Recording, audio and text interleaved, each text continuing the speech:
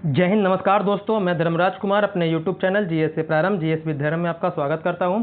और अपने Bihar police special class दोस्तों, जिसमें हम लोग जीएस का निचोड़ देख रहे हैं, उसमें दोस्तों आज हम लोग देखेंगे पॉलिटी का पार्ट 4। इससे पहले दोस्तों हम लोग पार्ट 3 कर चुके हैं, जिसमें हम लोग दोस्तों पूरा पॉलिटी का पूरा भाग दोस्तों हम लोग कंप्लीट कर चुके थे।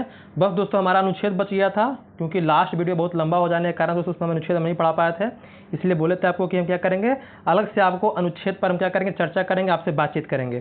तो आज हम लोग दोस्तों सिर्फ अनुच्छेद के बारे में जानेंगे। जितने भी आपके भारतीय संविधान में 395 अनुच्छेद है, उन सभी अनुच्छेदों में कौन कौन से प्रावधान दिए गए हैं दोस्तों, सभी के बारे में हम लोग आज क्या करेंगे, विस्तृत रूप से बात करेंगे, ताकि जितने भी अनुच्छेद इंपॉर्टेंट जो है, जो महत्वपूर्ण, जो आपके एग्जाम में पूछे जा सकते हैं, और हमेशा दोस्तों आपके अनुच्छेद से 1-2 सवाल आपको हर एक एग्जाम में देखने के लिए मिलते हैं। तो चलिए दोस्तों बिना समय गवाए शुरू करते हैं अपना आज का क्लास। ये सिर्फ जो आपको हम पढ़ा रहे हैं जीएस का निचोड़ दोस्तों, ये सिर्फ आपके बिहार पुलिस के लिए नहीं है, क्योंकि जीएस आपके बिहार के हर एक एग्जाम में पूछता है। क्योंकि बिहार के एग्जाम में जीएस की ही दोस्तों क्या होती है, प्राथमिकता होती है। अगर मान लीजिए 100 प्रश्न का आपका क्या है एग्जाम हो रहा है, तो उसमें 70 से 80% जो रहता है दोस्तों, वो जीएस का ही क्या होता है, हिस्सेदारी रहता है दोस्तों। तो जीएस को मजबूत करना दोस्तों, अगर बिहार में नौकरी चाहिए आपको, तो बहुत ही दोस्तों क्या आपके लिए जरूरी है दोस्तों। तो चलिए हम कम समय में दोस्तों आपका क्या करा रहे हैं, युक्त तरीके से रिवीजन करा दे रहे हैं, ताकि आपका भी दोस्तों क्या हो, समय बच जाए और समय अनुसार आप दोस्तों रिवीजन भी कर सके। तो चलिए हम शुरू करते हैं अपना आज का क्लास, जिसमें हम लोग अनुच्छेद के बारे में बात करेंगे। पिछली बार अनुसूची के बारे तक बता दिए थे हम, कि अनुसूची के बारे में याद भी करा दिए थे आपको, बहुत सारे बच्चों को याद भी हो गया अनुसूची के बारे में। आज हम लोग बात करेंगे अनुच्छेद के बारे में। तो सबसे पहले बता दें कि अनुच्छेद जो है दोस्तों हमारे संविधान में कितने हैं, तो 395 है। जो मूल संविधान था दोस्तों उसमें 395 है, लेकिन वर्तमान में बोल देगा आपसे कि वर्तमान में जो संशोधन के द्वारा जो अनुच्छेदों की संख्या बढ़ा करके हमारे संविधान में कितने हो गए हैं, तो 450 है दोस्तों अधिक अनुच्छेद आपको देखने के लिए मिलेंगे। लेकिन आपसे सिर्फ प्रश्न पूछ दे कि हमारे संविधान में कितने अनुच्छेद है, तो सिर्फ बोलिएगा 395।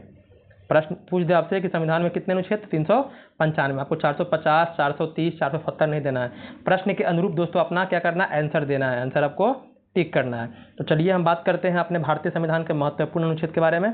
तो पहला हम बात करेंगे भाग 1। ये बताते चलेंगे कि कौन से भाग में कौन सा अनुच्छेद है। तो भाग 1 में दोस्तों आपका अनुच्छेद 1 से लेकर 4 तक का उल्लेख किया गया, जिसमें राज्य और यूटी के बारे में बात की गई दोस्तों। तो अनुच्छेद 1 कहता है आपको कि संघ का नाम और राज्य का क्षेत्र। जैसे हमारे भारतीय संविधान में जो अनुच्छेद 1 है दोस्तों, उसमें कहा गया संघ का नाम मतलब हमारे देश का नाम। हमारे देश का नाम दोस्तों भारतीय संविधान में 2 प्रकार से लिया गया, मतलब 2 नाम लिया गया, एक आपका इंडिया और एक भारत। भारत जो कि इंडिया है, इंडिया जो कि भारत है दोस्तों।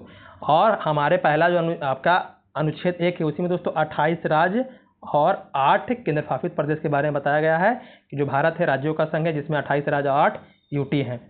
अनुच्छेद 2 की बात करें तो इसमें नए राज्यों का प्रवेश या स्थापना। नए राज्यों का मतलब दोस्तों जो हमारे भारत के अंग नहीं है। जैसे मान लीजिए कि कोई पाकिस्तान का प्रांत है, वो उसको हम क्या कर रहे हैं, अपने भारत में मिला रहे हैं, तो वो हो गया नए राज्यों का प्रवेश। अगर नए राज्यों का प्रवेश आप करवा रहे हैं दोस्तों, तो अनुच्छेद 2 के अंतर्गत कराए। जैसे सिक्किम को करवाए थे, सिक्किम दोस्तों बताएं वो अलग क्या था, एक अलग देश के रूप में था, लेकिन बाद में क्या होता है, आज़ादी के बाद दोस्तों उसको 36वां संविधान संशोधन के द्वारा पूरी तरीका से दोस्तों भारतीय राज्य का दर्जा दोस्तों दे दिया जाता है। तो वो दोस्तों अनुच्छेद 2 के अनुसार ही वहाँ था, याद रखिएगा। अनुच्छेद 3 में कहा गया नए राज्यों का निर्माण। देखिए यहाँ भी नए राज्यों का निर्माण है। वर्तमान राज्यों के क्षेत्रों, सीमाओं या नाम में परिवर्तन। तो यहाँ और इसमें क्या अंतर है, तो ये दोस्तों बता दिए बाहरी क्षेत्र को, जो हमारे भारत का अंग नहीं है, और दोस्तों जो हमारे भारत में ही है। जैसे आपका बिहार हो गया, उत्तर प्रदेश हो गया, मान लीजिए बिहार का नाम चेंज करना, यूपी का नाम चेंज करना, उत्तराखंड का नाम चेंज करना। जैसे उत्तराखंड का नाम चेंज हुआ, पहले क्या था, उसका उत्तरांचल नाम था दोस्तों। उड़ीसा है तो उसका नाम पहले उड़ीसा था, जो अभी आप देख रहे हैं उड़ीसा हम लोग बोलते हैं, पहले उसका नाम उड़ीसा था। तो ये सब जो चेंजिंग हो रहा है दोस्तों, किसमें हो रहा है दोस्तों, तो ये आपका हो रहा है अनुच्छेद 2 के द्वारा। या एक राज्य है उससे अलग होकर दूसरा राज्य बना दिया। जैसे आपका आंध्र प्रदेश था, आंध्र प्रदेश से अलग होकर के क्या बन गया, आपका तेलंगाना बन गया।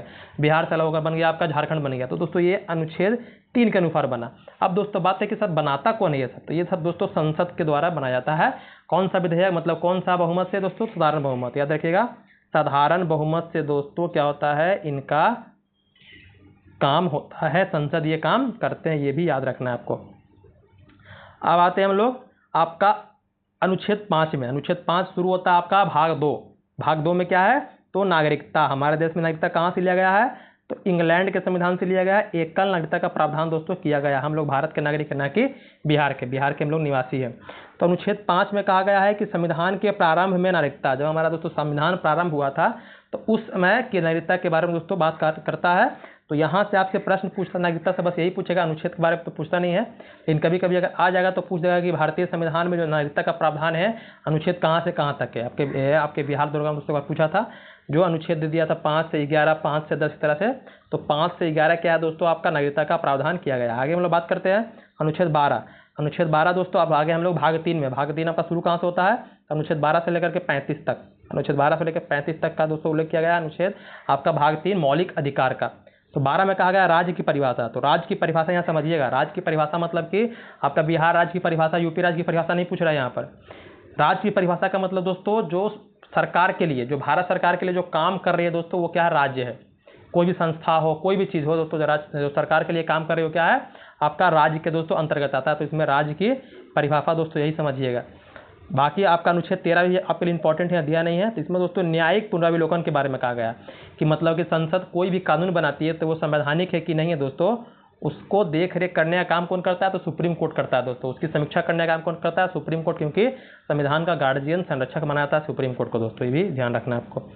अनुच्छेद 14 में कहा गया विधि के समक्ष समानता। विधि मतलब कानून के समक्ष समानता, विधियों का समान संरक्षण, मतलब विधि कानून के समक्ष जो उच्च वर्ग हो, नीच वर्ग हो, कोई वर्ग का लोग हो दोस्तों, सभी एक समान है। अगर बोले जाए कि विधि के समक्ष समानता किस देश के संविधान से लिया गया दोस्तों, तो ये लिया गया आपका इंग्लैंड के संविधान से। कभी कभी पर्टिकुलर आपसे ये पूछ देगा सिर्फ कि विधि के समक्ष समानता अनुच्छेद 14 में दोस्तों है। आगे आते हैं अनुच्छेद 15 के बारे में। अनुच्छेद 15 कहता है कि क्या कहता है कि धर्म, मूल वंश मतलब वही जन्म स्थान आपका, जाति, लिंग, जन्म स्थान आधार पर विभेद का प्रतिषेध, मतलब कि धर्म हो गया आपका, मूल वंश हो गया, जाति हो गया, लिंग हो गया मतलब स्त्री पुरुष हो गया, जन्म स्थान हो गया, क्या हो गया, मान लीजिए वो बिहार का है, उत्तर का है, उत्तर प्रदेश का है, वो महाराष्ट्र का है, तो इसको लेकर के दोस्तों विभेद पर प्रतिषेध है, मतलब मनाही है। अगर इस तरह का विभेद करते हैं दोस्तों तो क्या है, अगले इंसान का मौलिक अधिकार का उल्लंघन है। ये भी ध्यान आपको रखना है। ये अनुच्छेद 15 में दोस्तों इसकी बात चर्चा की गई है। तो ये याद रखिएगा किसका किसका किया, धर्म का, मूल वंश का, जाति का, लिंग का, जन्म स्थान का। अनुच्छेद 16 कहता है कि लोक नियोजन में अवसर की समानता। लोक नियोजन मतलब कि सरकारी नौकरी में अगर सरकार कोई वैकेंसी निकालती है दोस्तों तो जितना अधिकार आपको है उतना ही अधिकार हमको होगा, बस आरक्षण को छोड़ करके, कि हमारे समाज में, हमारे देश में कुछ वर्गों को दोस्तों क्या है, आरक्षण प्राप्त है दोस्तों। तो आरक्षण दोस्तों इसमें क्या है, इसमें शामिल नहीं किया गया है, याद रखिएगा। आरक्षण को दोस्तों अलग करके यहाँ पर बात किया गया है। तो लोक नियोजन में अवसर की समानता दोस्तों यही है आपका। आगे बात करते हैं अनुच्छेद 17 जिसमें अस्पृश्यता का अंत है। अस्पृश्यता का अंत मतलब कि दोस्तों आप क्या कर सकते हैं, जो समाज के निचले वर्ग के लोग हैं उनके साथ दोस्तों छुआछूत का किस तरह का व्यवहार नहीं करते। अगर दोस्तों आप छुआछूत का व्यवहार रखते हैं तो क्या है दोस्तों, उनके मौलिक अधिकार का उल्लंघन है दोस्तों, वही क्या, अस्पृश्यता का अंत है। ये भी ध्यान रखिएगा। आगे अनुच्छेद 18। अनुच्छेद 18 दोस्तों उपाधियों का अंत। उपाधियों का अंत कहने का मतलब दोस्तों कि आप किसी प्रकार का कोई उपाधि ग्रहण नहीं कीजिएगा। जैसे महाराजा हो गया, राजाधिराज हो गया, जैसे पहले के समय में, प्राचीन काल में, मध्यकाल में बादशाह हो गया, ये सब दोस्तों उपाधि क्या करना है, आपको ग्रहण नहीं करना है। उपाधि ग्रहण करना है, किसका ग्रहण करना है, तो जो शिक्षा का हो गया, जो इस समय चीज़ में आप प्राप्त किए हैं, जैसे सैन्य हो गया, शिक्षा का हो गया, ये सब दोस्तों उपाधि अगर मिलता है तो वो धारण कर सकते हैं। लेकिन मान लीजिए आपको एक पुरस्कार मिल गया, अवार्ड मिल गया, जैसे मान लीजिए किसी को मिल गया भारत का जो सबसे बड़ा पुरस्कार है भारत रत्न, मान लीजिए किसी को मिल गया, तब नहीं बोलेंगे भारत रत्न फलना आदमी, भारत रत्न फलना आदमी हम नहीं बोलेंगे। ये क्या है दोस्तों, वही चीज़ क्या है यहाँ पर बताया गया है। तो उपाधियों का 18। अब उसके बाद आते हैं हम लोग क्या आते हैं, तो यहाँ से आपका समानता का अधिकार खत्म होता है। समानता का अधिकार के लिए दोस्तों आपका 5 अनुच्छेद है, 14, 15, 16, 17, 18, याद रखिए, कभी प्रश्न पूछ देगा आपसे ये।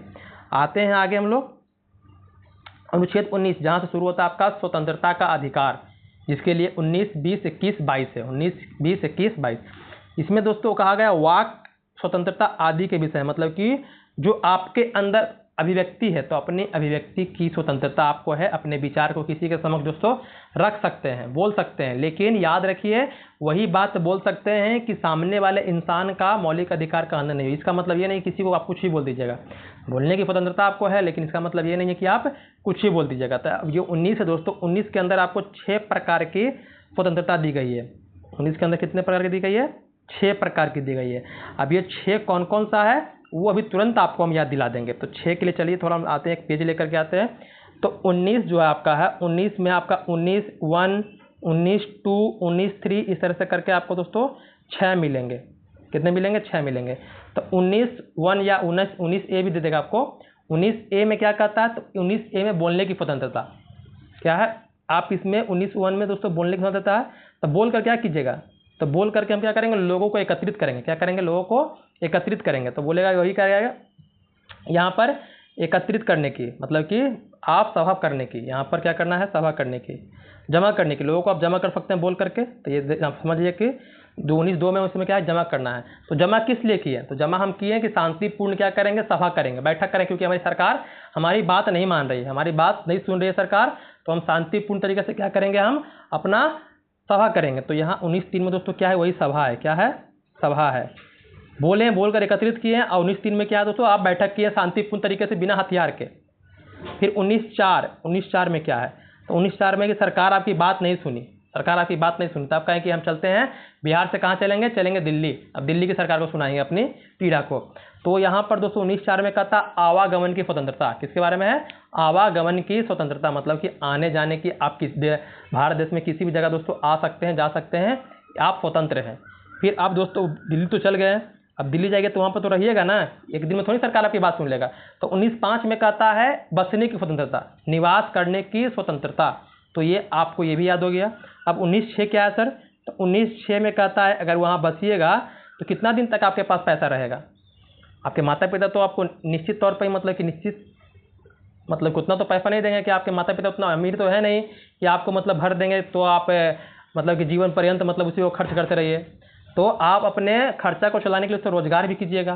तो वही दोस्तों 19(6) में क्या है? रोजगार करने को स्वतंत्रता। तो उम्मीद करते हैं कि आपको 6 अनुच्छेद याद हो गया। 19(1) बोलेगा तो बोल करके स्वतंत्र, बोलने की स्वतंत्रता। 19(2) बोल कर क्या कीजिएगा? एकत्रित किए गए लोगों को। क्यों कीजिएगा? क्योंकि आपको सभा करना है शांतिपूर्ण तरीके से बिना हथियार के। 19(4) कहता है क्या? तो 19(4) कहता है कि सरकार नहीं सुना तो हम चलेंगे, जाएंगे दिल्ली।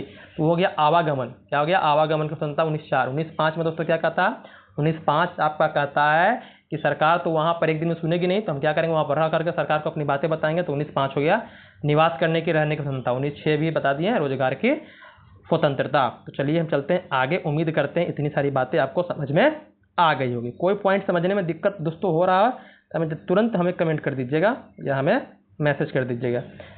अनुच्छेद 20 में कहता है कि अपराधों की दोष सिद्धि के संबंध में संरक्षण। अगर आप कोई अपराध करते हैं तो अपराध करने के फलस्वरूप भी दोस्तों आपको क्या है? उसके दोष सिद्धि के लिए, मतलब कि आपको दोषी है कि नहीं है, तो उसके लिए भी दोस्तों आपको क्या है? संरक्षण प्राप्त है। वही आपका अनुच्छेद 21 जो प्राण एवं दैहिक स्वतंत्रता का संरक्षण, मतलब कि इसमें दोस्तों जीवन जीने का अधिकार, जीवन से जरूरी जो भी आपके पास अधिकार है वो सब दोस्तों आपका अनुच्छेद 21 में है। शुद्ध हवा चाहिए, शुद्ध जल चाहिए, शुद्ध पर्यावरण चाहिए, आपको शिक्षा चाहिए, शिक्षा का अधिकार 6 से 14 वर्ष के बच्चों के लिए। आपको क्या करना है? अपने इच्छानुसार अपने क्या करना है? अपने जिसको बोलते हैं स्वैच्छिक तरीके से प्रेम विवाह करना है आपको। तो ये भी दोस्तों आपका अनुच्छेद 21 में है। निजता का अधिकार हो गया, वो भी आपका क्या है? अनुच्छेद 21 में है। ये सब चीज़ जितनी भी, अगर मान लीजिए कि अनुच्छेद 21 दिया है और आपको पता नहीं लग रहा है कि किस अनुच्छेद में होगा, अगर ऑप्शन दे देगा अनुच्छेद 21, याद नहीं रहेगा तो तुक्का लगा सकते हैं अनुच्छेद 21, क्योंकि अनुच्छेद 21 दोस्तों बहुत बड़ा है, ये याद रखिएगा। तो उम्मीद करते हैं कि अनुच्छेद 21 समझ में आ गया होगा आपको। वहीं आपका जो आपका प्रेस की स्वतंत्रता है दोस्तों, वो भी आपका अनुच्छेद 19 में ही आता है, 19(a) में आता है, याद रखिएगा। क्योंकि प्रेस की स्वतंत्रता क्या है? वो भी दोस्तों बोलने की स्वतंत्रता है, अभी अपनी अभिव्यक्ति को प्रकट करने की स्वतंत्रता है दोस्तों। आपका 21(1) में वही 6 से 14 वर्ष के बच्चों के लिए जो 42वां संविधान संशोधन के बारे में बताए थे आपको हम। 22 में कहता है कुछ दशाओं में गिरफ्तारी और निरोध से संरक्षण। पहले क्या किए आप? यहाँ 20 में अपराध किए, तो अपराध कीजिएगा तो क्या हो? आदमी तो गिरफ्तार करेगा ना आपको। तो 20 में क्या किए आप? अपराध किए। 22 में क्या होगा? गिरफ्तार हो गए। तो ये अपराध के लिए हो गया 20 और 22 हो गया आपके गिरफ्तारी के लिए। तो उम्मीद करते हैं आपको ये भी याद रहेगा। 23 से दोस्तों अनुच्छेद, इसमें मानव दुर्व्यापार बल्लात श्रम का प्रतिषेध, मतलब कि किसी भी जो मानव है दोस्तों उसको आप व्यापार नहीं कर सकते, खरीद बिक्री नहीं कर सकते। देखते होंगे कि प्राचीन समय में मध्यकाल में क्या होता था दोस्तों? दास की बिक्री होती थी। दास का दोस्तों लगता था बाजार, क्या का खरीद बिक्री करने के लिए, मतलब कि क्या करना है वहाँ पर जाकर दास, जैसे अभी सब्जी मार्केट में सामान खरीदने जाते होंगे आप, बाजार में जाते होंगे सामान वामान खरीदने के लिए, तो पहले समय होता था, पहले के समय में क्या होता था, मध्यकाल में, प्राचीन काल में दोस्तों, कि दासों का लगता था मार्केट, और लोग वहाँ जाकर के दास खरीदते थे। क्या, किस लिए? तो अपने घर में काम करने के लिए, अपने खेत खलिहान में काम करने के लिए दोस्तों, समझ गए। तो यही क्या है, मानव दुर्व्यापार पर दोस्तों लगाया गया प्रतिबंध, और बलात्कार पर, किसी को भी जबरदस्ती आप दोस्तों किसी कोई काम करने के लिए फोर्स नहीं कीजिएगा, याद रखिए। ये क्या है दोस्तों, ये। और साथ साथ बंधुआ मजदूरी पर भी दोस्तों लगाया प्रतिबंध। इसके लिए दोस्तों एक बनाया गया कानून 1976 में, बंधुआ मजदूर निवारण कानून दोस्तों 1976, याद रखिएगा 1976 बनाया गया था, ये पॉइंट याद रखिएगा। 24 में कारखाना आदि में बालकों के नियोजन का प्रतिशत, मतलब 14 वर्ष से कम उम्र के बच्चे हैं उनको दोस्तों इस तरह का काम आप नहीं करवा सकते हैं। आगे आते हैं 25 आपका धार्मिक स्वतंत्रता का अधिकार शुरू होता है यहाँ से। तो 25 में है कि अंतःकरण और धर्म के अवाध के रूप में मानने, आचरण और प्रचार करने की स्वतंत्रता। आप किसी भी धर्म के हैं तो आपको मौलिक अधिकार है, मतलब कि आपको संविधान के द्वारा अधिकार दिया गया है कि आप अपने धर्म का अंतःकरण, किसी भी तरह से जो भी आपका आचरण है अपने धर्म का, उसको दोस्तों क्या कर सकते हैं, अपना मान सकते हैं, निर्वाध कर सकते हैं। लेकिन ये ध्यान रखिएगा, क्या ध्यान रखना है, कि आपके धर्म से सामने वाले के जो व्यक्ति है उनके धर्म को दोस्तों कोई नुकसान नहीं पहुंचे। इसका मतलब ये नहीं है कि आप अपने धर्म की बड़ाई करें, लोगों के सामने प्रचार प्रसार कीजिए। सरकार आपको मना नहीं कर रहा, संविधान आपको अधिकार दिया कि अपने धर्म में जो भी आपका जो भी कर्म कांड है जो करना कीजिए। लेकिन ये भी ध्यान रखना है कि जो सामने वाला इंसान हमारा है उसके धर्म को हम नीचा न दिखाएं दोस्तों। ये भी आपको 25 में बताया गया है। उम्मीद करते हैं 25 भी आपको समझ में आ गया होगा। अब आते हैं हम लोग 29 पर। 29 जो है दोस्तों अल्पसंख्यक के लिए, अल्पसंख्यक सांस्कृतिक एवं शिक्षा का अधिकार के बारे में। ये दोस्तों 2 अनुच्छेद ऐसा है जो सिर्फ अल्पसंख्यक के लिए है।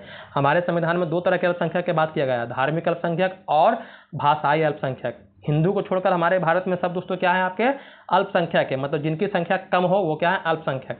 तो अनुच्छेद 29 कहता है कि अल्पसंख्यक वर्ग के हितों का संरक्षण। जो अल्पसंख्यक वर्ग है दोस्तों उनके हितों का संरक्षक, मतलब दोस्तों उनको नुकसान नहीं होना चाहिए, उनको नुकसान नहीं होना चाहिए, अपने हितों के संरक्षण के लिए तो वो कुछ भी कर सकते हैं। फिर बताया गया अनुच्छेद 30 शिक्षण संस्थानों की स्थापना और प्रशासन करने का अल्पसंख्यक वर्गों का अधिकार। मतलब कि शिक्षण संस्थान, अगर जो अल्पसंख्यक समुदाय के लोग हैं तो अपने इच्छानुसार अपने क्या करेंगे, तो अल्पसंख्यक स्कूल, मतलब जैसे मान लीजिए जैसे मदरसा चलता है, ये सब चलता है ना दोस्तों, ये सब अल्पसंख्यक स्कूल जो चल रहा है आपका, वो अनुच्छेद 30 के द्वारा ही चल रहा है। इसके द्वारा चल रहा है अनुच्छेद 30 के द्वारा ही। तो ये आपका अनुच्छेद 29 में उनके हितों का संरक्षण अल्पसंख्यक का, अनुच्छेद 30 में दोस्तों उनके शिक्षण संस्थान की स्थापना की बात की गई है। इस तरह से आप याद रखिएगा। अनुच्छेद 32, अनुच्छेद 31 को बताया था क्या कर दिया, संपत्ति का अधिकार को हटा दिया गया है। कब? 44वां संविधान संशोधन 1978 के द्वारा दोस्तों। और अभी वर्तमान में कहाँ है वो, भारतीय संविधान के अनुच्छेद 300A में है, वो एक विधि का अधिकार है। क्या है? विधि का अधिकार। अनुच्छेद 32 जो संविधान के उपचारों का अधिकार है, इसमें 5 प्रकार की रिट सुप्रीम कोर्ट जारी करता है अनुच्छेद 32 के द्वारा, और 226 के द्वारा हाई कोर्ट जारी करता है, ये याद रखिएगा। इसी अनुच्छेद को दोस्तों डॉक्टर BR अम्बेडकर जी ने क्या कहा है, संविधान की आत्मा की संज्ञा दिया है। अगर आपसे पूछ दे कि संविधान की आत्मा कौन है, तो आपको मौलिक अधिकार भी दिया है, अनुच्छेद 32 भी दिया है, और आपको प्रस्तावना भी दिया है। तो याद रखिएगा, आप टिक कीजिएगा प्रस्तावना को। अगर आपसे पर्टिकुलर ये पूछ दे कि डॉक्टर BR अम्बेडकर के अनुसार संविधान की आत्मा कौन है, तब आप टिक कीजिएगा अनुच्छेद 32 को, ये ध्यान रखिएगा। उसके बाद आते हैं अनुच्छेद 39, आपका DPSC आ गया। सामान्य न्याय निःशुल्क विधिक संहिता, इसके बारे में बताया थे कि भी 42वां संविधान संशोधन के द्वारा दोस्तों जोड़ा गया था। समान न्याय मतलब कि सभी व्यक्ति को, मतलब जो समाज के जितने वर्ग हैं सभी को एक समान उनके लिए न्याय व्यवस्था होगा। और निःशुल्क विधिक सहायता, कानूनी सहायता दोस्तों उनको निःशुल्क मिलेगा। ये नहीं कि आप थाना में गए तो आपसे कहा कि नहीं पहले निकालिए 5000 रुपया, उसके बाद आपकी सुनवाई होगी, ऐसा नहीं है। अनुच्छेद 40 दोस्तों ग्राम पंचायत की स्थापना का प्रावधान। अनुच्छेद 40 में कहा गया है कि राज्य अपने स्तर से चाहे तो अपना ग्राम पंचायत की स्थापना कर सकता है दोस्तों, ये अनुच्छेद 40 में बताया गया। ग्राम पंचायत बोल देगा तो अनुच्छेद 40, ये ध्यान रखिएगा। अनुच्छेद 44 में दोस्तों समान नागरिकों के लिए एक समान सिविल संहिता, मतलब कि समान नागरिक संहिता बोलेगा तो अनुच्छेद 40। ये कैसे याद रखना, देखिए यहाँ भी आपका 4 दोनों क्या समान है, तो इस तरह से याद रखिएगा समान नागरिक संहिता। अभी वर्तमान में दोस्तों सबसे पहले लागू हुआ था आपका गोवा में, लेकिन गोवा में जो लागू था दोस्तों हमारे आज़ादी के पहले था, आज़ादी के पहले से दोस्तों गोवा में ये समान नागरिक संहिता लागू था। लेकिन अभी बात करें कि आज़ादी के बाद किस राज्य में सबसे पहले ये दोस्तों लागू हुआ है समान नागरिक संहिता, तो उत्तराखंड। कहाँ पर लागू हुआ है? उत्तराखंड, ये भी आप याद रखिएगा। अनुच्छेद 45 के बारे में बात करते हैं। तो अनुच्छेद 45 कहता है कि 6 वर्ष से कम आयु के बच्चों के शिक्षा के बारे में बताया, जो अभी आपका 42वां संविधान संशोधन के द्वारा जोड़ा गया था। वही इसी के अनुसार दोस्तों आपका आंगनबाड़ी चलता है। क्या चलता है? आंगनबाड़ी बोल सकते हैं। अनुच्छेद 46 में दोस्तों ST SC के शिक्षा के बारे में बताया गया है। 47 में आपका वही या जो शराबबंदी है, मद्य निषेध है दोस्तों, उसके बारे में बताया गया। अनुच्छेद 45 यहाँ दिया नहीं है, लेकिन याद रखिएगा इसी के अनुसार राज्य सरकार क्या करती है दोस्तों, अपने अपने राज्यों में मद्य निषेध हो गया, शराबबंदी हो गया, ये सब करते हैं। जैसे बिहार सरकार अभी शराबबंदी की है दोस्तों, इसी को लेकर की है। अनुच्छेद 47 में यह प्रावधान दिया गया था कि राज्य अपने लोक कल्याणकारी समाज की स्थापना के लिए कोई भी कदम उठा सकती है। इसको लेकर के आप जा नहीं सकते हैं कहाँ पर, सुप्रीम कोर्ट या हाई कोर्ट दोस्तों, क्योंकि ये राज्य के अधिकार में है। उसके बाद बात करते हैं अनुच्छेद 48 दोस्तों, इसमें बताया गया कृषि और पशुपालन का संगठन। कृषि और पशुपालन को बढ़ाने के लिए दोस्तों ये राज्य अपने स्तर से काम कर सकती है। अनुच्छेद 48A में कहा गया कौम में पर्यावरण संरक्षण करने के लिए उसका संवर्धन और वन्य तथा वन्य जीव को रक्षा करना दोस्तों, ये क्या राज्य का दोस्तों काम है, वो अपने तरीके से काम करे। फिर 49 में दोस्तों जो राष्ट्रीय स्मारक है, राष्ट्रीय स्मारक हो गया जो जैसे आपके जैसे लाल किला आपका हो गया, ताजमहल हो गया आपका, जो भी क्या है राष्ट्रीय स्मारक, जो राष्ट्र के लिए दोस्तों क्या एक तरह का पर्यटक स्थल बने हुए हैं दोस्तों, उसको क्या करना है, संरक्षित करना दोस्तों। ये 49 में बात कहा गया है। 50 में दोस्तों कि कार्यपालिका न्यायपालिका का पृथक्करण, तो कार्यपालिका न्यायपालिका क्या करेगी, अपने तरीके से अपना अलग अलग तरीके से उसको काम करेगी। ना ही कार्यपालिका न्यायपालिका के काम में दखल देगी और ना ही न्यायपालिका कार्यपालिका का आपका एक कार्यपालिका न्यायपालिका के काम में दखल देगी दोस्तों, ये भी ध्यान रखिएगा। अनुच्छेद 51 में कहा गया कि अंतर्राष्ट्रीय शांति और सुरक्षा की अभिवृद्धि राज्य कर सकता है। तो अंतर्राष्ट्रीय शांति की जब बात आएगा तो अनुच्छेद 51 को मौलिक कर्तव्य के बारे में बताए थे। 42वां संविधान संशोधन, सरदार स्वर्ण सिंह समिति, 10 कर्तव्य 1976 में, 11वां कर्तव्य जुटा था आपका 2002 में 86वें संविधान संशोधन के द्वारा, तो ये भी उम्मीद करते हैं याद होगा आपको। अनुच्छेद 52 राष्ट्रपति, भारत का क्या होगा, एक राष्ट्रपति होगा। 53 में कहा गया है कि संघ की कार्यपालिका शक्ति राष्ट्रपति में निहित होगी। तो देश की जो शक्ति होती है किसमें निहित होती है, राष्ट्रपति में होती है। तो राष्ट्रपति अपनी शक्ति का प्रयोग स्वयं भी कर सकता है या अपने जो उनके अधीनस्थ अधिकारीगण हैं उनके सहायता से भी कर सकते हैं दोस्तों, ये बात कब बताया गया है। फिर अनुच्छेद 58 की बात करते हैं। तो अनुच्छेद 58 में कहा गया राष्ट्रपति के पद की योग्यता के बारे में, क्या योग्यता होना चाहिए, 35 वर्ष की आयु होनी चाहिए, भारत का नागरिक होना चाहिए, लाभ के पद पर नहीं होना चाहिए, और सबसे इंपॉर्टेंट बात कि लोकसभा के सदस्य बनने योग्य उनमें योग्यता होनी चाहिए दोस्तों। 60 में राष्ट्रपति के शपथ के बारे में बता दीजिए, राष्ट्रपति को शपथ को दिलाता है। जो भारत के CJI हैं, सुप्रीम कोर्ट के जो मुख्य न्यायाधीश है, वो अगर वो अनुपस्थित है, एब्सेंट है, तो कौन दिलाएगा, तो दोस्तों जो सुप्रीम कोर्ट के वरिष्ठतम न्यायाधीश हो, जो सबसे वरिष्ठ हो, वही क्या करेंगे, दिलाएंगे इनको शपथ राष्ट्रपति को। अनुच्छेद 61 राष्ट्रपति पर महाभियोग की प्रक्रिया। हम बताएं कि हमारे भारत में कोई व्यक्ति क्या है दोस्तों, अगर पद पे बैठ गया तो सुरक्षित नहीं है, अगर वो गलत करता है दोस्तों तो उनको भी हटाने का प्रावधान है। यहाँ की जो हमारे देश के प्रथम व्यक्ति है, प्रथम नागरिक है कौन, राष्ट्रपति, तो उनके लिए भी दोस्तों क्या है, महाभियोग की प्रक्रिया चलती है अनुच्छेद 61 के द्वारा संसद में दोस्तों। अनुच्छेद 63 भारत का एक उपराष्ट्रपति होगा, भारत का एक उपराष्ट्रपति होगा, और जो उपराष्ट्रपति होंगे अनुच्छेद 64 में कहा गया है कि वो राज्यसभा के पदेन सभापति होंगे। उपराष्ट्रपति तो होंगे लेकिन उनका काम क्या होगा, तो उनका काम होगा कि राज्यसभा में क्या करेंगे, वो अध्यक्षता करेंगे, वो क्या होंगे, सभापति होंगे, उसी को बोलते हैं हम लोग पदेन कहते हैं, ये भी ध्यान रखिएगा दोस्तों। 64 उम्मीद करते हैं आपको समझ में आ गया होगा। अब आते हैं हम लोग आपका अनुच्छेद 71 भी आपके लिए इंपॉर्टेंट है। अनुच्छेद 71 में कहा गया दोस्तों कि जो राष्ट्रपति उपराष्ट्रपति का चुनाव होता है, अगर उसमें किसी प्रकार का कोई विवाद होता है तो वो कहाँ जाएगा, उसकी सुनवाई होगी सुप्रीम कोर्ट में, ये अनुच्छेद 71 कहता है। अनुच्छेद 72 में दोस्तों राष्ट्रपति की क्षमादान शक्ति, राष्ट्रपति के पास जो क्षमादान शक्ति है वो क्षमा कर सकता है, या क्यों नहीं कि उसको किसी भी अपराधी को फांसी की सजा ही क्यों नहीं दिया गया, मृत्युदंड ही दोस्तों क्यों नहीं दिया गया हो। हमारे देश में 2 ही व्यक्ति हैं जिनको दोस्तों अपराधी को क्षमा करने की शक्ति है, एक आपके हो गए प्रेसिडेंट और एक हो गए गवर्नर, मतलब कि राज्यपाल। लेकिन राज्यपाल क्या कर सकता है, तो जो मृत्युदंड है उसको दोस्तों क्षमा नहीं कर सकता, उसको ये अधिकार नहीं है, लेकिन राष्ट्रपति को सारे अधिकार हैं, ये अनुच्छेद 72 कहता है। 74 में कहा गया कि राष्ट्रपति की सहायता और सलाह देने के लिए एक मंत्री परिषद होगा, याद रखिएगा। बताए थे कि राष्ट्रपति क्या करता है, खुद भी अपना काम करेगा स्वविवेक से, या तो अपने जो भी अधिकारीगण होंगे उनकी सहायता से करेगा। तो राष्ट्रपति की सहायता देने के लिए देखिए एक मंत्री परिषद होता है। इसी मंत्री परिषद का मुखिया कौन होता है, तो प्रधानमंत्री होता है दोस्तों, जो अनुच्छेद 75 में कहा गया है आपका। चलते हैं आगे, बताते हैं आपको। आप बात करते हैं अनुच्छेद 75। तो अनुच्छेद 75 कहता है कि प्रधानमंत्री जो होगा, प्रधानमंत्री की नियुक्ति राष्ट्रपति करेगा और अन्य मंत्रियों की नियुक्ति राष्ट्रपति प्रधानमंत्री की सलाह पर करेगा।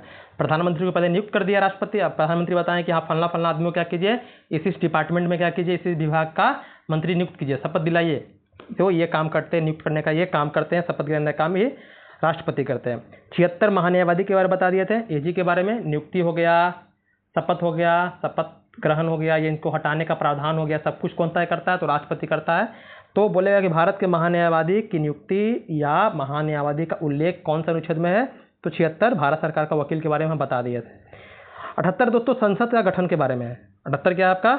ये गलती दिया है, संसद का गठन 79 में है। 78 क्या है? 78 में कहा गया दोस्तों कि प्रधानमंत्री कोई भी काम कर रहा है, देश में कुछ भी चल रहा है, तो सारी चीज़ की जानकारी दोस्तों क्या करेगा? प्रधानमंत्री राष्ट्रपति को देगा। ये अनुच्छेद 78 में कहा गया है, ये इसको भी आप याद रखिएगा। ये संसद का गठन है दोस्तों क्या है? 79 में। किसमें? 79 बताए थे, सरल बताए थे, सरला 79, 80, 81।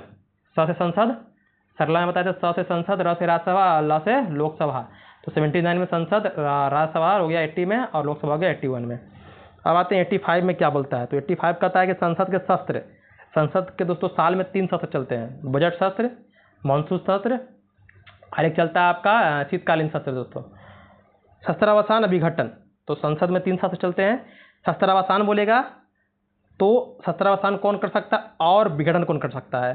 तो शस्त्रावसान और विघटन दोस्तों कर सकता है राष्ट्रपति। कौन कर सकता है? राष्ट्रपति। वहीं बात करें कि संसद का सत्र चल रहा है, उसको स्थगित कर दिया। क्या कर दिया गया? स्थगित।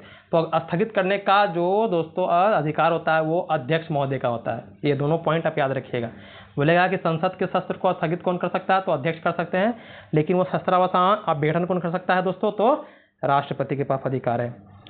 ये 85 में कहा गया। फिर अनुच्छेद 108 के बारे में, संयुक्त अधिवेशन के बारे में बता दिए थे कि राज्यसभा और लोकसभा में किसी भी विधेयक को लेकर के दोस्तों मतभेद होता है तो राष्ट्रपति बुलाते हैं क्या? संयुक्त बैठक, लेकिन भाग नहीं लेते हैं। अध्यक्षता कौन करता है? तो लोकसभा स्पीकर करते हैं। लेकिन मान लीजिए कि लोकसभा के अध्यक्ष वहाँ नहीं है तो लोकसभा के उपाध्यक्ष, लेकिन लोकसभा के उपाध्यक्ष भी नहीं है तो राज्यसभा के उपसभापति करेंगे, सभापति कभी नहीं कर सकते। ये भी पॉइंट आप ध्यान दीजिएगा।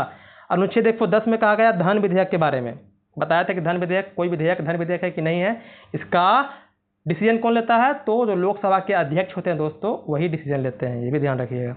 अनुच्छेद 111 कहता है विधेयकों पर राष्ट्रपति की अनुमति। आपको बताए थे कि हमारे देश में जो कानून बनता है दोस्तों वो संसद द्वारा बनता है। संसद में जो प्रस्ताव पेश हुआ वो कहलाता है विधेयक।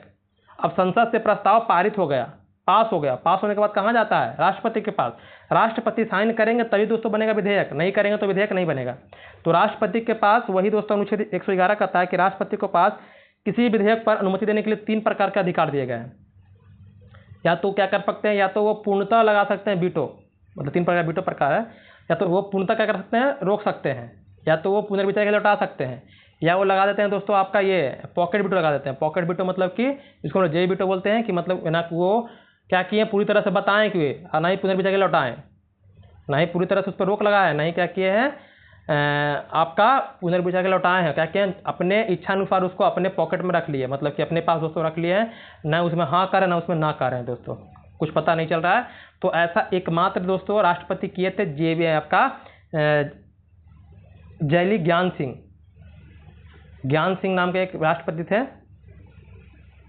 ज्ञान सिंह नाम था कि उनका दिमाग नाम से निकल गया, ज्ञान सिंह या जैल सिंह ऐसे उनका नाम था दोस्तों। 1986 में एक डाक संशोधन विधेयक आया था, उसको देख लीजिएगा थोड़ा, उसका नाम निकल गया। एकमात्र अभी तक दोस्तों जो जेवी वीटो का प्रयोग किए थे वही डाक संशोधन विधेयक पर उस समय किए थे आपके ज्ञान सिंह, ऐसी नाम था उनका राष्ट्रपति का नाम। आगे बात करते हैं अनुच्छेद 112 में दोस्तों क्या है? वार्षिक वित्तीय विवरण के बारे में, इसको हम लोग बजट बोलते हैं। देखते हैं हर साल बजट पेश होता है, तो हमारे संविधान में दोस्तों बजट का उल्लेख कहीं नहीं किया गया है, याद रखिएगा। जो बजट हम लोग बोलते हैं तो हमारे संविधान में बजट का उल्लेख नहीं किया गया, बल्कि क्या किया गया है? तो वार्षिक वित्तीय विवरण का किया गया है, बजट हम लोग बोलते हैं, याद रखिएगा। आगे बात करते हैं अनुच्छेद 123 में बताया थे कि संसद के विश्रांति काल, मतलब संसद तो सत्र में नहीं है, बैठक में नहीं है, लेकिन राष्ट्रपति को लग रहा है कि हमें क्या करना, इमीडिएट कोई कानून बनाना है, तो अध्यादेश जारी करके दोस्तों राष्ट्रपति के पास शक्ति होता है, कानून बना सकता है। अनुच्छेद 1, 2, 3 राज्यपाल के पास, इसको बताया था कि 2, 1, 4 कर दिया, 2, 1, 3 कर दिया, क्या कर दीजिएगा? 2, 1, 3 ये राज्यपाल का हो जाएगा। अब ये जो कानून बनाया कितने दिन का रहेगा? तो दोस्तों ये रहता है अधिकतम, इसका जो रहता है समय सीमा रहता है वो 6 सप्ताह रहता है, 6 सप्ताह रहता है। जब संसद बैठक में रहेगा आ जाएगा तो, लेकिन अधिकतम बोलेगा तो 6 महीना 6 सप्ताह रहता है, 6 महीना 6 सप्ताह, लेकिन आप 6 सप्ताह याद रखिएगा। अध्यादेश का अधिकतम सीमा कितना रहता है? 6 सप्ताह। अनुच्छेद 124 क्या कहता है? तो उच्चतम न्यायालय के गठन के बारे में बता दिए थे, उच्चतम न्यायालय की स्थापना के बारे में। 29 उच्चतम न्यायालय क्या होगा? अभिलेख न्यायालय होगा, मतलब इसके द्वारा दिया गया कोई भी निर्णय दोस्तों होगा ना दोस्तों, उसको आप पलट नहीं सकते हैं, ये क्या है? अभिलेख न्यायालय है। अनुच्छेद 137 इसमें कहा गया है कि निर्णय या आदेशों पर उच्चतम न्यायालय द्वारा पुनराविलोकन। वही बताएं कि मान लीजिए कोई भी निर्णय लिया सुप्रीम कोर्ट में क्या हुआ, कोई निर्णय दोस्तों लिया गया, लेकिन सुप्रीम कोर्ट में क्या क्या अपील किया गया, मतलब कि उसके लिए कुछ अपना एविडेंस प्रूफ किया गया कि ये सही नहीं है। या मान लीजिए कोई संसद से कोई कानून बना तो उसकी समीक्षा करना का काम कौन करता है, तो सुप्रीम कोर्ट करता है दोस्तों। वही क्या कहलाता है आपका न्यायिक पुनराविलोकन। ये अनुच्छेद 135 में है दोस्तों। ये आपका अमेरिका के संविधान से लिया गया, ये भी याद रखिएगा। अनुच्छेद 143 दोस्तों उच्चतम न्यायालय से परामर्श करने की राष्ट्रपति की शक्ति। राष्ट्रपति को जरूरत पड़ा तो उच्चतम न्यायालय से क्या कर सकता है, सलाह मांग सकता है, लेकिन सलाह मानने के लिए बाध्य नहीं है। ये 143 में कहा गया है। 148 अनुच्छेद वाला, इसमें क्या कहा गया है, तो भारत का नियंत्रक महालेखा परीक्षक के बारे में, वही कैग के बारे में बता दिए थे। 152 क्या है, राज्यों का राज्यपाल होगा, राज्यों का एक राज्यपाल होगा दोस्तों, 152 में कहा गया है। उनकी नियुक्ति कौन करता है, राज्यपाल की नियुक्ति 155 में राष्ट्रपति करते हैं। 161 बताया था क्षमादान शक्ति, ये भी क्षमा कर सकता है लेकिन मृत्युदंड को नहीं कर सकता, अनुच्छेद 161 में। राष्ट्रपति का अनुच्छेद 72 में, अनुच्छेद 72 राष्ट्रपति और राज्यपाल 161 याद रखिएगा। एक अनुच्छेद 163 कहता है कि राज्यपाल की सहायता और सलाह के लिए एक मंत्री परिषद होगा, वहाँ प्रधानमंत्री के लिए था अनुच्छेद 74 में, याद रखिए, भूलिएगा नहीं। उसी तरह से राज्य में क्या है, उनके लिए भी, राज्यपाल के लिए भी होता है एक सहायता के लिए, वो राज्य मंत्री परिषद होता है, जिसका मुखिया कौन होगा, मुख्यमंत्री राज्य के लिए। नियुक्ति कौन करेगा, तो आपका राज्यपाल नहीं करेगा, जो आपका अनुच्छेद 164(1) में कहा गया है। अनुच्छेद 164(1) में कहा गया कि मुख्यमंत्री की नियुक्ति कौन करेगा, तो राज्यपाल करेगा, और अन्य मंत्री की नियुक्ति राज्यपाल मुख्यमंत्री की सलाह पर करेगा, बिल्कुल जैसा आपका केंद्र में है प्रधानमंत्री के साथ हो रहा है। अनुच्छेद 165 कहता है राज्य का महाधिवक्ता, जिस तरह से वहाँ पर था आपका महान्यायवादी, भारत सरकार का वकील, उसी तरह से राज्य में राज्य सरकार का वकील होता है आपका महाधिवक्ता। अनुच्छेद 165 में है कि इसका नियुक्ति कौन करता है, तो राज्यपाल करता है। वहाँ पर महान्यायवादी की नियुक्ति कौन करता है, राष्ट्रपति करता है। बहुत सारी चीज़ आप मिला करके पढ़ लीजिएगा केंद्र और राज्य में दोस्तों, तो आपको बहुत सारा याद हो जाएगा। ऐसा कुछ नहीं है कि आपको लग रहा है कि बहुत भारी हो जाएगा, ऐसा कुछ नहीं है। एक बार दो बार देखिएगा, आपको ऑटोमेटिक दोस्तों याद हो जाएगा। बस ध्यान से, ये मतलब कि दिमाग में कुछ डाले मत रहिएगा, कुछ सोचते मत रहिएगा, बस पूरा फोकस जब पढ़ना है, देखना है, तो पूरा फोकस दोस्तों इसी पर करना है, तो फिर दोस्तों आपको बार बार रटने की आवश्यकता नहीं पड़ेगी। अनुच्छेद 159 में 69 में कहा गया है कि राज्यों में विधान परिषद का उत्पादन या सृजन, मतलब कि जो राज्यों में विधान परिषद का निर्माण, आपको बताए थे कि किसी भी राज्य को चाहिए कि हमें विधान परिषद चाहिए। हम अभी बताए थे कि 6 राज्य में आपका विधान परिषद है, कौन कौन, यूपी, बिहार, आंध्र प्रदेश, तेलंगाना और कर्नाटक और आपका महाराष्ट्र, ये 6 राज्य। बाकी 22 राज्य में दोस्तों नहीं है, लेकिन वो 22 राज्य चाह रहे हैं कि हमारे भी राज्य में क्या हो, विधान परिषद हो, तो उसके लिए दोस्तों क्या करेंगे, बनाने का जो प्रावधान है दोस्तों वही अनुच्छेद 169 में दिया गया है। आगे बात करते हैं अनुच्छेद 200। अनुच्छेद 200 में कहा गया है कि राज्यपाल द्वारा विधेयकों की अनुमति, जिस तरह से दोस्तों राष्ट्रपति के पास विधेयकों पर अनुमति देने के लिए अधिकार है अनुच्छेद 111 में, तो उसी तरह से अनुच्छेद 200 में दोस्तों राज्यपाल को भी है, क्योंकि राज्य सरकार को भी दोस्तों अपने राज्य के लिए कानून बनाने का अधिकार है। जैसे बताए थे कि 7वीं अनुसूची में 3 तरह का सूची है, संघ सूची, राज सूची, समवर्ती सूची। तो राज सूची पर कानून बनाने का अधिकार किसको है, राज्य सरकार को है। तो जब वो आपका विधानमंडल से कोई प्रस्ताव पारित होता है तो कानून तभी बनता है जब राज्यपाल उस पर क्या करते हैं, अपना सिग्नेचर करते हैं। लेकिन कुछ राज्यपाल के पास ये भी शक्ति दी गई है कि कुछ आपके प्रस्ताव ऐसे हैं जो राष्ट्रपति के क्या करेंगे, सलाह के लिए दोस्तों अपने पास रख सकते हैं। ये अनुच्छेद 200 में कहा गया है। अनुच्छेद 213 बता दिए थे किसके बारे में, तो राज्यपाल को अध्यादेश जारी करने की शक्ति, 1, 2, 3 और 2, 1, 3 ऐसे याद रखिएगा, राष्ट्रपति, राज्यपाल। अनुच्छेद 214 पटना हाई कोर्ट के बारे में, मतलब कि हाई कोर्ट के, पटना हाई कोर्ट मतलब हाई कोर्ट के बारे में, जैसे सुप्रीम कोर्ट के बारे में आपका है 124, इसमें क्या किया था 214 आपका हो गया Patna high court, sorry high court हो गया। 226 में है कुछ रीट निकालने या उच्च न्यायालय की शक्ति है। जिस तरह से अनुच्छेद 32 में सुप्रीम कोर्ट 5 प्रकार की रीट जारी करता है, उसी तरह से हाई कोर्ट को भी अधिकार है कि अनुच्छेद 226 के द्वारा 5 प्रकार की रीट जारी कर सकता है अगर कोई मौलिक अधिकार का उल्लंघन कर रहा है तो। अनुच्छेद 233 में कहा गया जिला न्यायाधीश की नियुक्ति। जिला न्यायाधीश भी जिला जज भी होते हैं, जैसे आपका सुप्रीम कोर्ट हाई कोर्ट है ना, उसी तरह से सिविल कोर्ट भी होता है जिलों में दोस्तों। तो उनके जजों की नियुक्ति के बारे में, तो उनके जज की नियुक्ति कौन करता है, तो राज्यपाल करते हैं। आपके सुप्रीम कोर्ट और ये जो आपके हाई कोर्ट हो गए, वहाँ पर अगर बोल देगा कि उनके जज की नियुक्ति कौन करता है, तो आपके करते हैं राष्ट्रपति, लेकिन जिला जज की बात करेगा तो राज्यपाल करते हैं, ये ध्यान रखिएगा। क्योंकि दोस्तों आपके भारत में तो बहुत सारे जिले हैं, लेकिन बिहार में आपका 38 जिला हो गया, 75 जिला आपका यूपी में होगा, तो हर जिला में थोड़े जाकर के राष्ट्रपति नियुक्त करेंगे, तो ये भी ध्यान दीजिएगा, थोड़ा सा कन्फ्यूज अगर हो जाएगा तो। अनुच्छेद 239 में कहा गया संघ राज्य क्षेत्रों का प्रशासन। संघ राज्य मतलब कि यूटी के प्रशासन के बारे में, कि वहाँ प्रशासन व्यवस्था कैसा चलेगा, क्या चलेगा, कौन नियम बनाएगा, कौन कानून बनाएगा, ये ध्यान रखिएगा। अनुच्छेद 243 का मतलब कि ए में कहा गया दोस्तों, दिल्ली के संबंध में विशेष प्रावधान। दिल्ली यूटी है दोस्तों, वहाँ पर विधानसभा भी है, उसका अपना हाई कोर्ट भी है दोस्तों, एकमात्र ऐसा यूटी है जिसका अपना विधानसभा है। और ये विधानसभा तो आपका ये पुदुचेरी में भी है, लेकिन हाई कोर्ट सिर्फ दोस्तों दिल्ली के पास है, तो आप किसी यूटी के पास नहीं है। अनुच्छेद 243 क में कहा गया है ग्राम सभा के बारे में। 243 ख में कहा गया पंचायतों के गठन के बारे में। ये 243 जो अनुच्छेद पंचायत के बारे में 16 अनुच्छेद है, वो 16 अनुच्छेद दोस्तों अलग से बता देंगे, ट्रिक से बता देंगे, ताकि आपको याद हो जाए यहाँ पर। ये बस इस तरह सुन लीजिए इसके बारे में, क्योंकि ये अनुच्छेद आपका जो 16 अनुच्छेद है पंचायत का, वो हमेशा आपके बिहार के एग्जाम में दोस्तों पूछता है, पंचायत से हमेशा प्रश्न आते हैं। अब हम बात करेंगे 243 घ जो आपका डी है वो दोस्तों ये पंचायतों का आरक्षण के बारे में, वो जो आपके ST SC है उनके आरक्षण के बारे में। फिर आपका जो आपका अनुच्छेद 243 झ इसमें पंचायतों की वित्तीय सहायता के लिए जो वित्त आयोग का गठन किया जाता है उसके लिए दोस्तों। 243 ट है इसमें पंचायतों के निर्वाचन के लिए, वही के जो आपका आ गया। ठ है नगर पालिका गठन के लिए, जो नगर पालिका जो नगरों में होता है शहर में। जो य और घ है जिला नियोजन के लिए दोस्तों, यहाँ पर समिति बनाने के लिए दोस्तों। 243 मतलब कि बताए थे कि भाग 9 में दोस्तों आपका पंचायत है, 9A में दोस्तों आपका क्या है, नगर निगम नगर पालिका, और 9B बोलेगा तो 9B में आपका सहकारी समिति है। ये भी ध्यान देने वाली बात है आपके लिए। 249 की बात करते हैं। 249 में क्या है, तो राज्य सूची के विषय के संबंध में राष्ट्रीय हित के में विधि बनाने की संसद की शक्ति। लेकिन संसद को ये भी शक्ति दिया गया है दोस्तों, 249 में कहा गया है कि अगर मान लीजिए कोई ऐसे विषय हैं जो राष्ट्र हित के लिए क्या है, सही है, जो राष्ट्र हित के लिए है, तो राज्यसभा क्या कर सकता है, संसद को अनुमति दे सकता है, संसद को अधिकार दे सकता है, राज्यसभा के परमिशन से ही होता है कि क्या कर सकता है दोस्तों, वो संसद राज्य सूची पर विषय पर भी कानून बना सकता है। राज्य सूची के विषय पर बता दिया था कि सिर्फ राज्य सरकार बनाएगा, लेकिन कुछ अगर मान लीजिए ऐसे प्रावधान है, ऐसे विषय हैं जो क्या देश हित के लिए, जो देश के लिए सही है, तो उस पर दोस्तों संसद को अधिकार दिया गया है, यही ध्यान रखिएगा।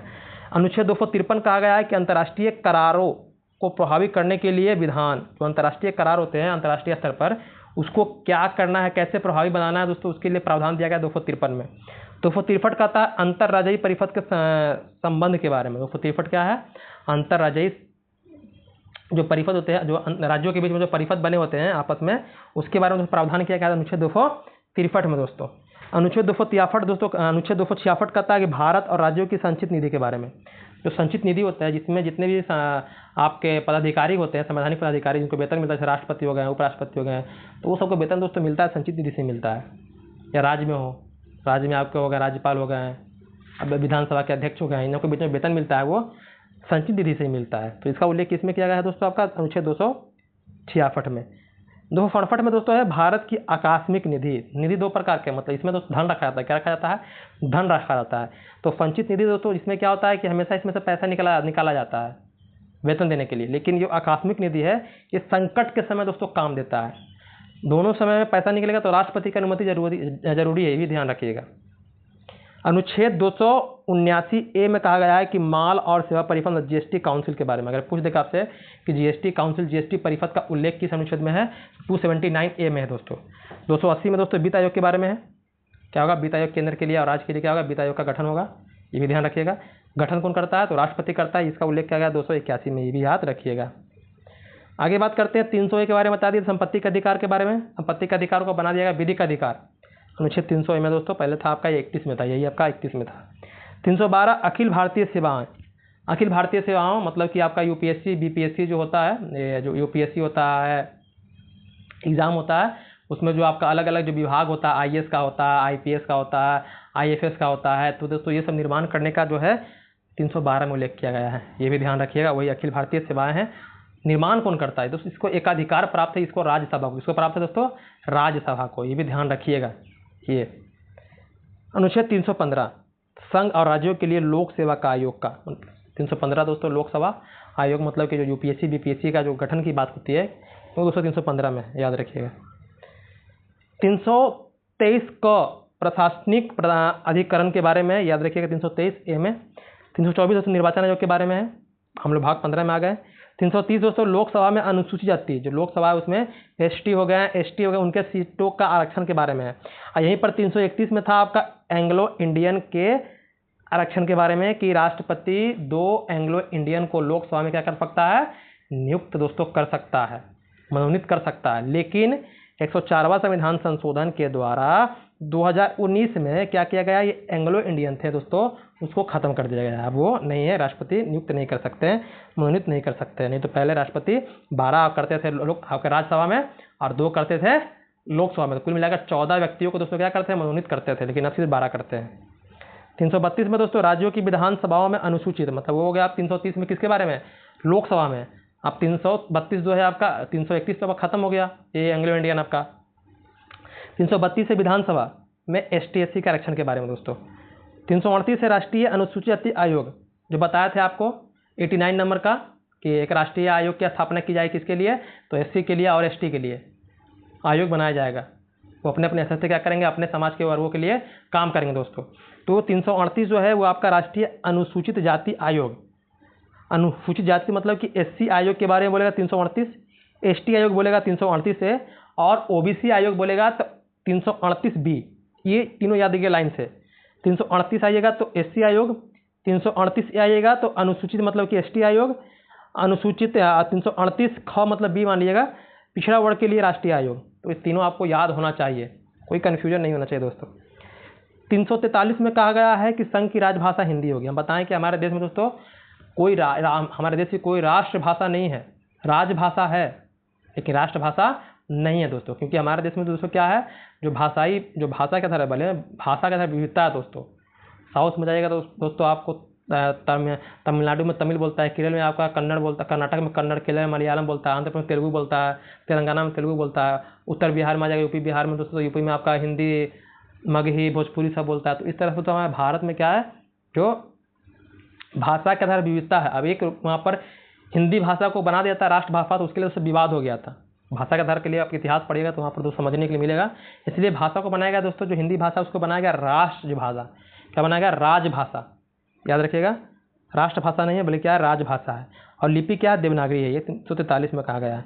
और वही अनुच्छेद 350 का में कहा गया है कि प्राथमिक स्तर पर जो मातृभाषा में शिक्षा का सुविधा, प्राथमिक स्तर पर मतलब कि जो बच्चे होते हैं प्राथमिक जो शिक्षा ग्रहण करते हैं, तो वहाँ पर जो भी शिक्षा दी जाएगी क्या दी जाएगी, मातृभाषा में दी जाएगी। क्या दी जाएगी, मातृभाषा। इसको भी याद रखिएगा। 352 में आपातकाल के बारे में बता दिए थे, राष्ट्रीय आपातकाल के बारे में। 3 प्रकार के आपातकाल होते हैं, राष्ट्रीय आपातकाल, राष्ट्रपति शासन और वित्तीय आपातकाल। तो तीनों आज ही हम पढ़ा दिए थे, तो उसको मतलब पिछली वीडियो में पढ़ा दिए थे, उसको देख लीजिएगा। फिर बताते हैं आपको, ये राष्ट्रीय आपातकाल 3 तरह से लगता है, या तो युद्ध हो जाए, या तो बाह्य आक्रमण हो जाए, या सशस्त्र विद्रोह हो जाए, कि मतलब आपस में ही मतलब देश के अंदर ही दोस्तों क्या हो जाए, आंतरिक विद्रोह हो जाए। क्या हो जाए, आंतरिक विद्रोह हो जाए दोस्तों। तब दोस्तों क्या कर सकता है, देश में आपातकाल लग सकता है, राष्ट्रीय आपातकाल। 356 दोस्तों ये राजकीय आपातकाल के बारे में बताते हैं कि देश में जो राज्य में क्या होता है, जो आपका संवैधानिक मतलब कि जो राजनीतिक विफलता आ जाती है, मतलब कोई भी सरकार चला रही है, सरकार क्या है दोस्तों, बहुमत में नहीं आ पा रही है, लोग वहाँ पसंद नहीं कर रहे हैं, स्थिति थोड़ा गंभीर हो गई है, तो राज्यपाल क्या करता है, बताया था कि लेटर भेजता है राष्ट्रपति के पास। तो राष्ट्रपति क्या करते हैं, तुरंत वहाँ पर आपातकाल दोस्तों की घोषणा कर देते हैं। सबसे पहला राज्य कौन था, तो आपका पंजाब। राष्ट्रीय आपातकाल कितना बार लगा, 3 बार, 62, 71 और 75। वहीं बात करते हैं वित्तीय आपातकाल, जो अभी तक लगा नहीं है दोस्तों, 360 में है। 368 में दोस्तों आपका संविधान की संसद के संविधान का संशोधन करने की शक्ति एवं प्रक्रिया बता दिए थे कि संसद को अधिकार दिया गया संविधान में संशोधन कर सकता है, लेकिन मूल ढांचा में परिवर्तन नहीं होना चाहिए। कहाँ से लिया गया है, तो ये आपके दक्षिणी अफ्रीका के संविधान से दोस्तों लिया गया है। तो उम्मीद करते हैं दोस्तों हम आज यहाँ हमारा क्या होता है, अनुच्छेद दोस्तों खत्म होता है। तो बताइएगा कैसा लगा क्लास, कोई भी अनुच्छेद समझने में दिक्कत आई हो तो हमें कमेंट जरूर कीजिएगा। जो भी इंपॉर्टेंट आपके 2 अनुच्छेद दोस्तों उसको हम बताने का प्रयास किए हैं। ऐसे और भी अनुच्छेद है, जब प्रीवियस ईयर क्वेश्चन कराएंगे अगर वहाँ आएगा दोस्तों आपको तो मिल जाएगा, तो वहाँ दिखा देंगे। ऐसा 395 अनुच्छेद है, लेकिन 395 अनुच्छेद 395 पूछता नहीं है। स्टार्टिंग का जो भाग 6 तक है दोस्तों वो आपके लिए बहुत इंपॉर्टेंट है। जैसे आपका अनुच्छेद आपका बहुत सारा अनुच्छेद पूछेगा, आपको मौलिक अधिकार का पूछ देगा, राष्ट्रपति का पूछ देगा, DPSP का पूछ देगा आपसे। ये सब दोस्तों क्या आपके फेमस है। राज्य का जो है आपका कार्यपालिका विधायिका वहाँ से पूछ देगा, तो ये सब दोस्तों याद रखिएगा। बाकी आगे जो आपका निर्वाचन आयोग के बारे में हो गया, आपातकाल के बारे में हो गया, या आपका संविधान संशोधन हो गया, ये सब दोस्तों पूछता है। तो इस तरह से तैयारी कीजिएगा अच्छे से, और इस बार दोस्तों सिलेक्शन ले लीजिएगा। हमारा पॉलिटी का क्या हो जाएगा, थ्योरी पार्ट दोस्तों खत्म हो गया। क्यों तरीके से जो रिवीजन की बात किए थे पॉलिटी हम दोस्तों खत्म कर दिए हैं। अब इसका PYQ करवा देंगे, तो दोस्तों आपका पॉलिटी दोस्तों आराम से आपका कवर हो जाएगा। इससे जितने भी आपके जो 8-10 क्वेश्चन आते हैं बिहार पुलिस में, 8-10 क्वेश्चन आते हैं, तो वो दोस्तों आप आसानी से सॉल्व कर सकते हैं, उसमें कोई आपको दिक्कत नहीं होगा। आप सेट बना के देख सकते हैं, कहीं से भी उठा करके पॉलिटी का अगर प्रश्न उसमें आ रहा है तो ऐसा नहीं होगा दोस्तों आपको समझ में नहीं आएगा, समझ में नहीं आएगा। अगर आप सिलेबस कवर करने से दोस्तों ये एक फ़ायदा होता है कि आप अगर प्रश्न बना रहे हैं तो वहाँ पर आपको समझ आता है कि हाँ यार ये प्रश्न इस चैप्टर का है, इस चैप्टर में थोड़ा सा हमारा कमांड कम है, मतलब कि हम थोड़ा कम पढ़े हैं, लेकिन हमको समझ आ रहा है कि हाँ इस चैप्टर का है। तो इस तरह से दोस्तों आप अच्छा कर सकते हैं, तैयारी कीजिएगा अच्छे से। बाकी दोस्तों मन लगा के पढ़िए। धन्यवाद दोस्तों।